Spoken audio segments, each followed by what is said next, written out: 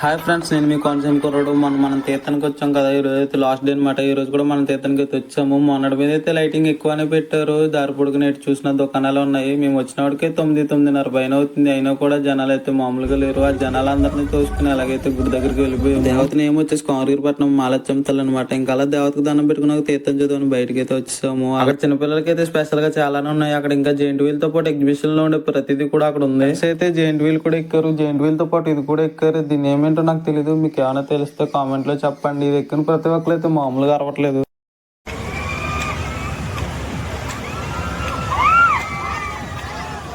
ఇంకా అలా తీర్థం అయిపోయినాక నేను మా ఫ్రెండ్స్ పానీపూరి తింటకి తెచ్చాము. పానీపూరి మామూలుగా లేదు అసలు. టేస్ట్ అయితే అదరగొడిసాడు మనోడు. అలా పానీపూరి తిన్నాక దారిలో వెళ్తూ బ్యాగ్ ఇక్కడ ఆగి కొన్ని కేకులు తిని చల్లగా కూల్ డ్రింక్ అయితే వేసాము.